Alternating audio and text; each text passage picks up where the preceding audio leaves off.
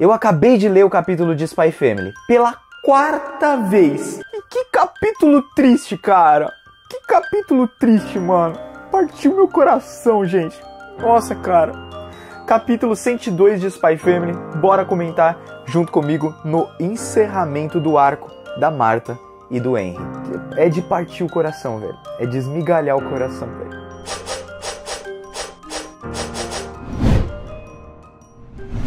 E aí, galera do canal do Mano Joe, como vocês estão? Espero que todos estejam muito bem. E hoje para mais um capítulo de Spy Family, o capítulo 102. Um capítulo de partir corações. Ao menos o meu partiu.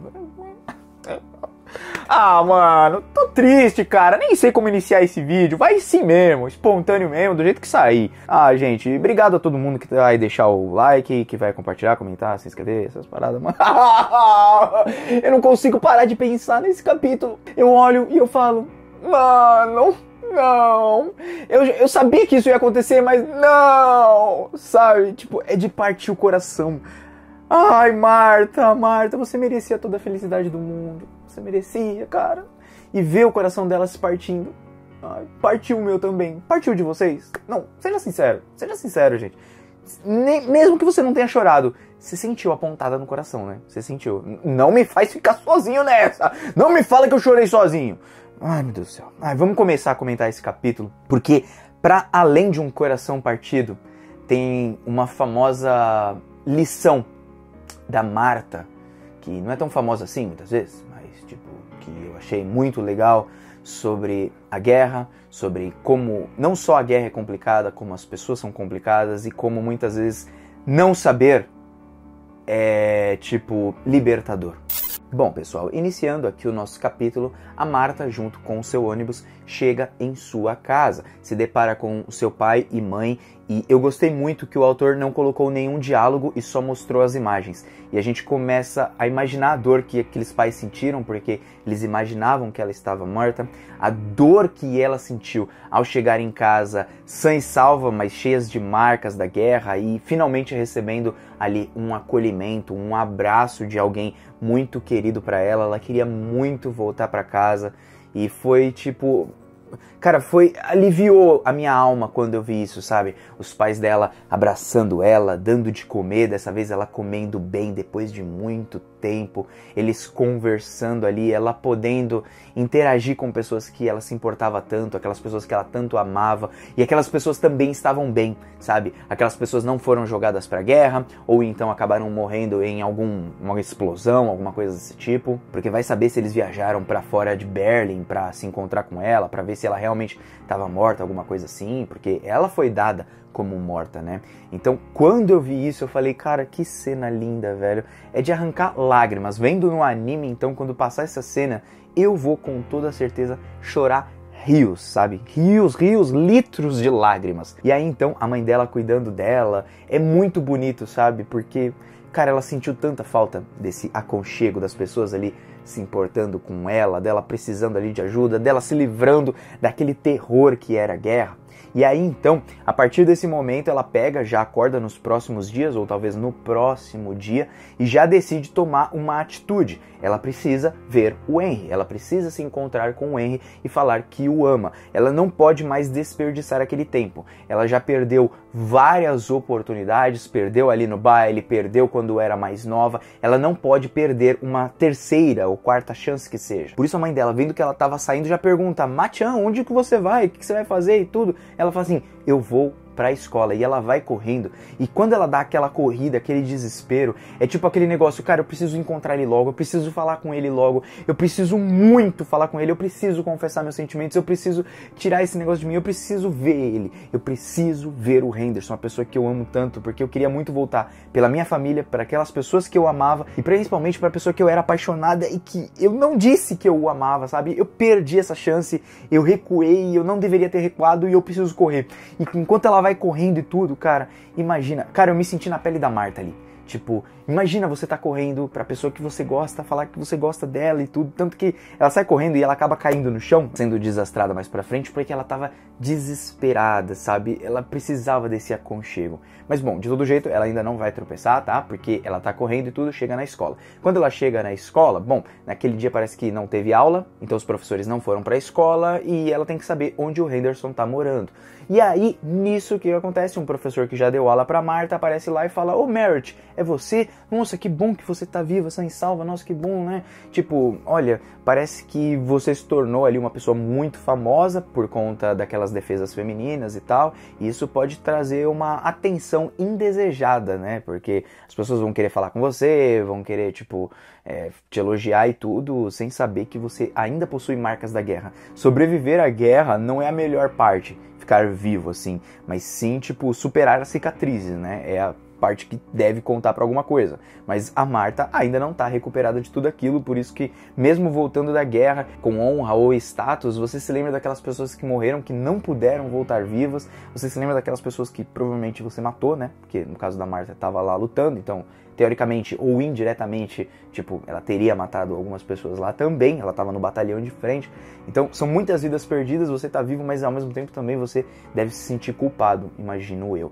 Bom, de todo jeito, ele olha pra ela e tudo, e ela fala assim: "Poxa, professor, se você puder me ajudar com um negócio, me fala onde é a casa do Henderson." Ela fica sabendo que ele se mudou faz pouco tempo, e aí então ela vai procurando ali o endereço que o professor deixou anotado, e aí ela vai correndo pra chegar na casa do Henderson, se encontrar com ele, e é então que ela acaba caindo no chão em direção à casa dele.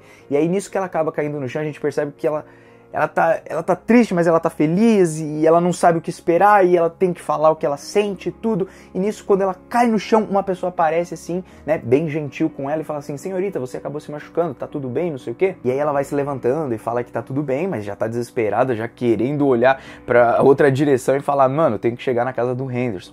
E aí então que aquela pessoa que tava ali ajudando ela a se levantar era o Henderson. Mano, quando ela olha pra ele, aquele choque, tipo, pum, é o Henderson. E o Henderson olha pra ela, tipo, pum. E aí quando ela fala, Henry, e aí tipo ele, Marta? Meu Deus, essa cena. Que linda essa cena, gente, que linda essa cena. Ela se joga nos braços dele e fala assim: "Nossa, Henry, pá", começa a chorar e tal. E ele: "Marta, você tá viva? Como assim você tá viva? Você tá viva!" E aí ele começa a chorar também, e eles se abraçam ali, um abraço tão caloroso assim, porque ele queria muito poder abraçar ela, ver que ela tava viva e tudo. Então, aquele sentimento toma conta dos dois nesse abraço. E nesse abraço, gente, ela vai abraçando ele chorando, e eu tipo, mano, cara, isso é bonito demais. E aí então, quando ela tá chorando e vai falar assim: "Ei, eu sempre te..." Aí ela ia falar: "Sempre te amei, né?" Aí houve uma outra voz ali, tipo: "Opa, Henry, quem é essa pessoa aí que tá com você? Vocês se conhecem? Alguma coisa assim?" E aí aparece uma mulher, e essa é a esposa do Henry. Então, num primeiro momento, a Marta fica tipo,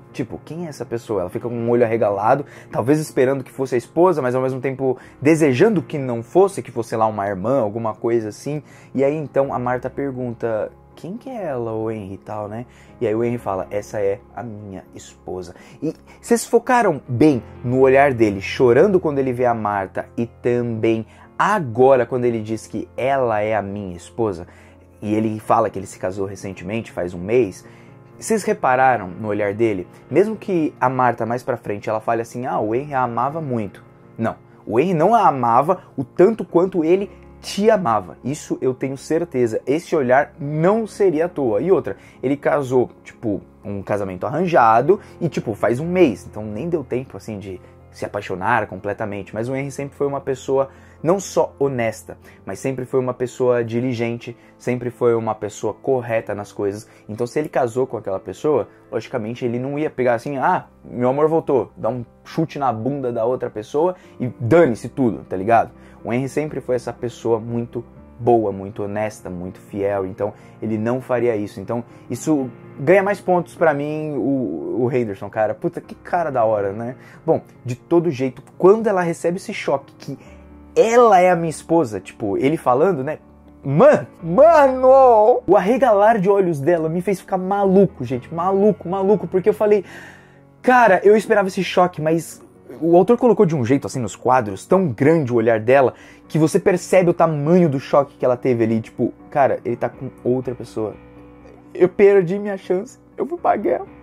Tipo, o coração dela tá totalmente despedaçado. E aí, cara, vai ali um monte de memórias. Enquanto a esposa tá falando, nossa, nem me apresentei, me desculpa, meu nome é Lúcia, tal, eu sou a esposa do Henry, tal, não. No primeiro momento eu achei que ela fosse meio snob, mas ela não, ela era uma pessoa gente boa ainda. Então, cara, ainda bem que ela era uma pessoa gente boa, né? Imagina se fosse uma babaca. Mas o foco aqui não vai ser esse, e sim nas cenas da Marta ali, recebendo o choque ali. Você percebe que o corpo dela treme, assim, tipo, o autor desenha até de ponta cabeça pra mostrar que o mundo dela tava de um jeito e ele foi revirado totalmente, revirou a cabeça dela, ela entrou naquele choque, naquele pânico, e na hora ela falou, eu não posso demonstrar que eu estou triste com isso, sabe?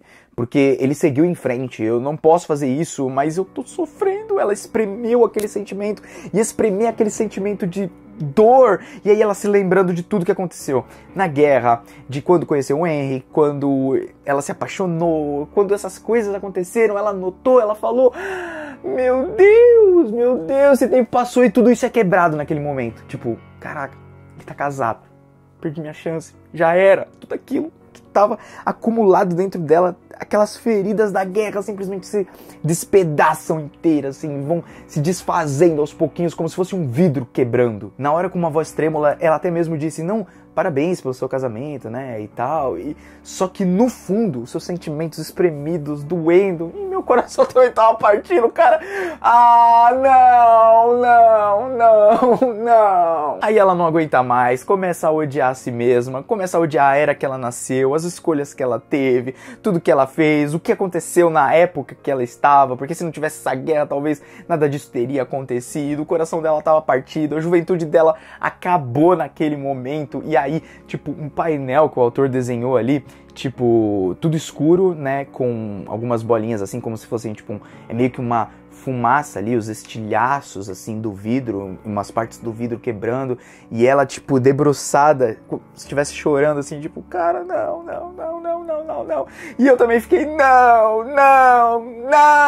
Ai, gente do céu, mano, e detalhe, essa ferida machuca ela até hoje, vocês perceberam? Porque a primeira frase que ela diz, lembrando, ela tá contando essa história pra Beck, ela diz assim, é algo que continua me machucando mais do que qualquer ferida que eu tenha recebido na guerra. Ou seja, muito mais do que as feridas físicas do seu corpo doendo, sem dedo, sem alguma coisa assim que tivesse, embora ela tá com o dedo normal, mas tá meio ferida, tá meio machucada ainda, né, tá se recuperando.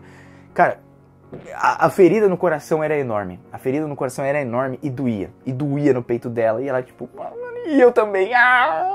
Assim como a Beck, eu fiquei daquele jeito, cara, cheio de lágrimas, assim, não acredito que isso aconteceu, não é possível, tipo, não. E eu fiquei assim, porque, cara, imagina o sofrimento que a Marta passou durante todo esse tempo. Imagina toda essa história que a gente viu, assim, condensada, e aí depois quando chega lá, que ela poderia ter um alívio, vamos dizer assim, né? Tirando o alívio de ter encontrado a família, que também eram pessoas importantes, mas o seu grande amor ali, que ela iria se confessar, ela iria falar, eu te amo, e ela ia receber de volta esse mesmo sentimento. A gente sabe que era recíproco, né? Só que aquilo tudo condensado simplesmente explode, assim. É um balão que explode, né? Você vai lá e pum! Né? Como se desse ali, pegasse um palito e pum, no balão, e o balão explode, pum, acabou tudo, sabe? É como se a vida tivesse acabado ali. E aí, então, a Marta fica mal pra caramba, meu Deus do céu, cara, que capítulo triste. E aí, então, a Beck, revoltada como toda criança, falou assim, pô, por que você não roubou o Henderson dela, mano? Você podia ter roubado ele, puxado ele pra você e tudo, né?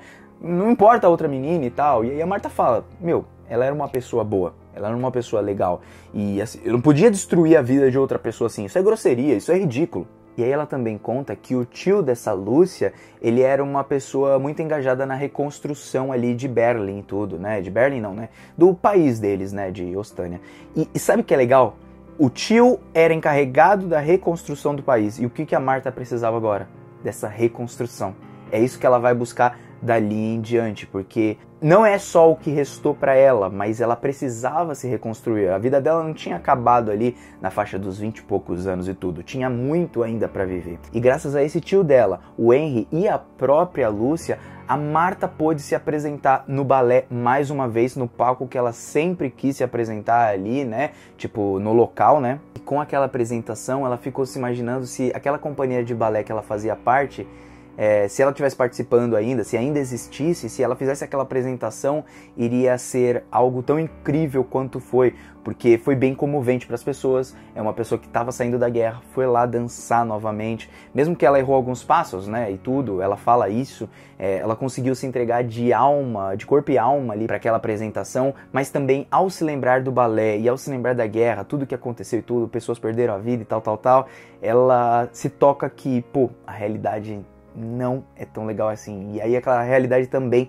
destrói ela, mas ela também pensa, a minha vida tá só começando, ainda tem passos que eu tenho que dar, sabe? Eu não morri, eu ainda tô viva.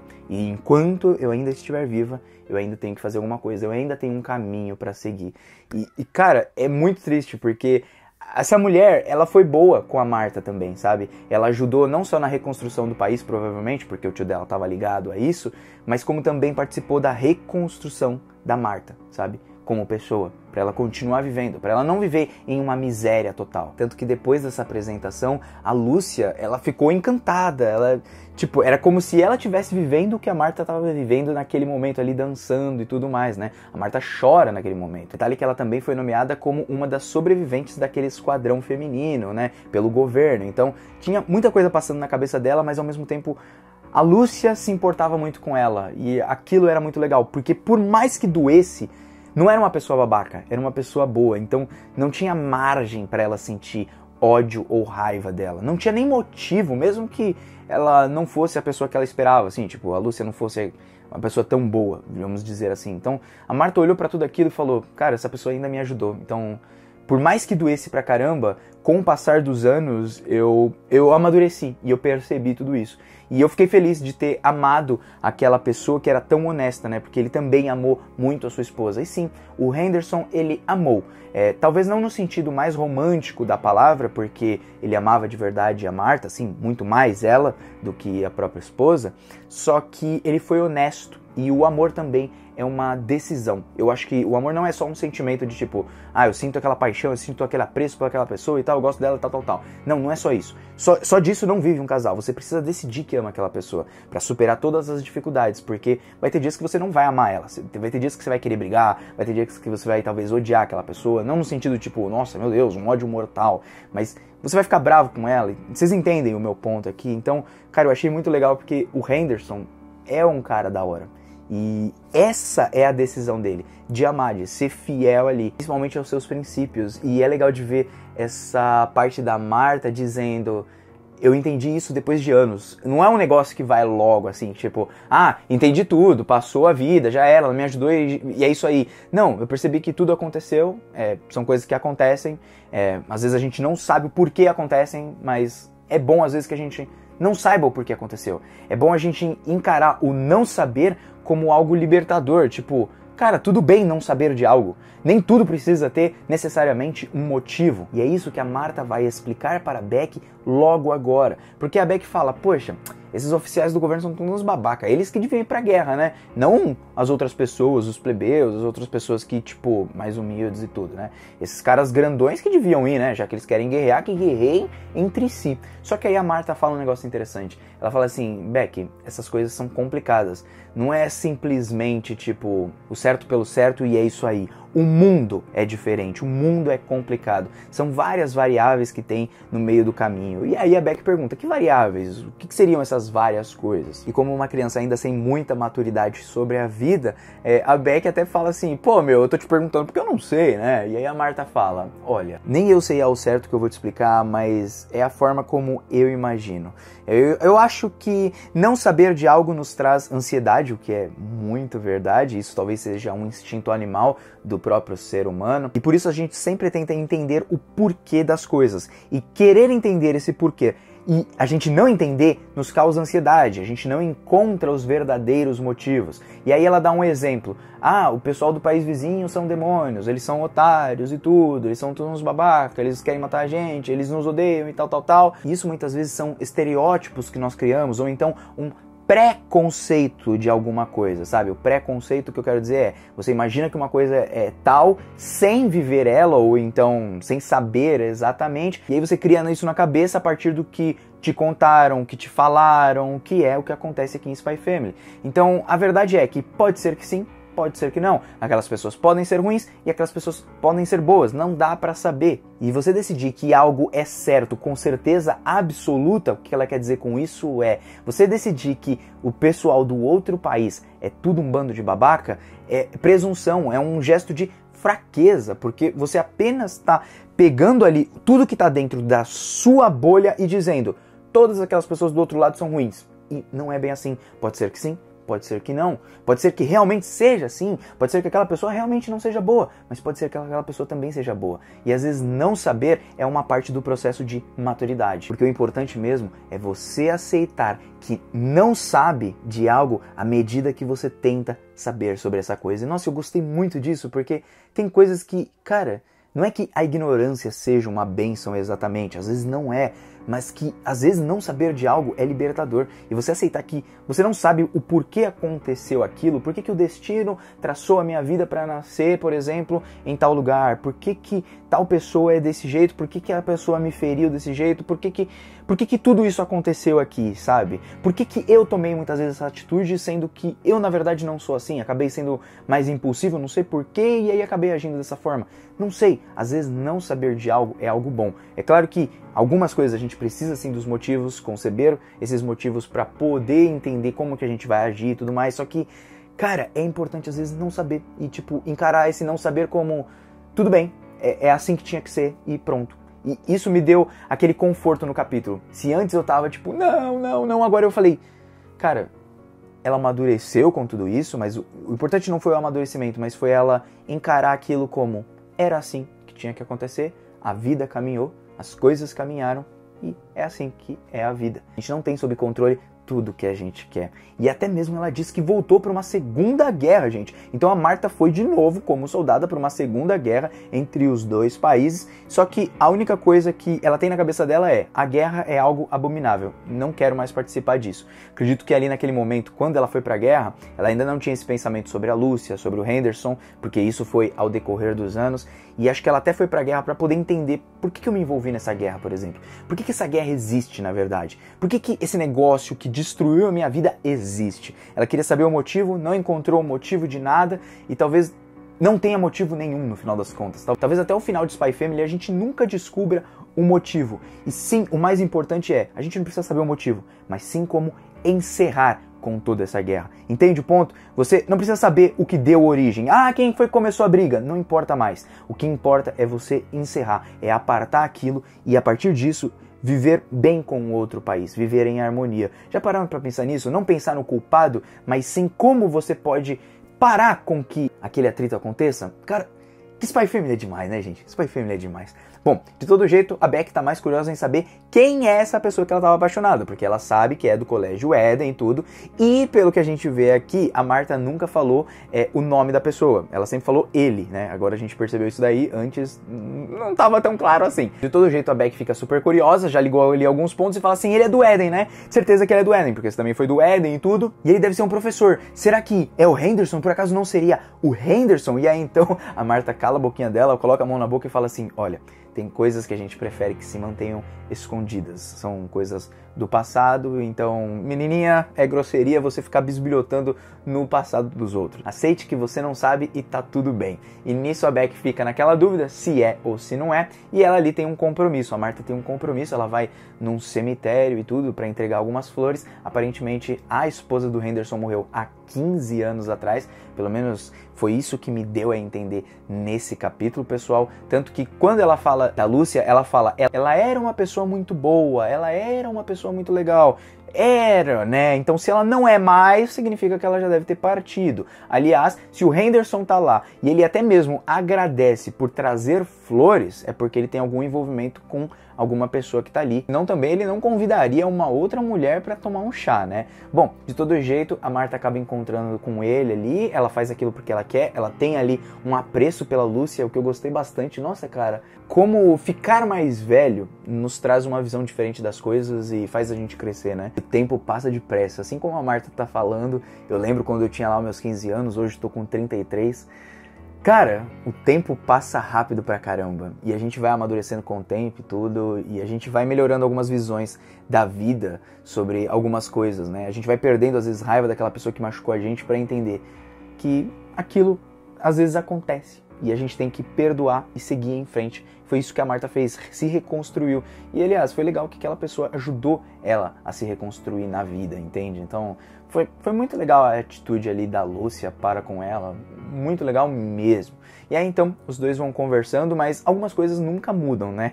A Marta falou que bastante coisa mudou durante esses 15 anos, eles ficaram velhos, tem rugas e tal, e aí ela fala assim, poxa, mas tem uma coisa que nunca muda, você não é bom de dança ainda, meu Deus do céu. E aí o Henderson fica todo coradinho ali, acho que eles ainda nutrem um sentimento um pelo outro, quero muito que eles fiquem juntos, gente.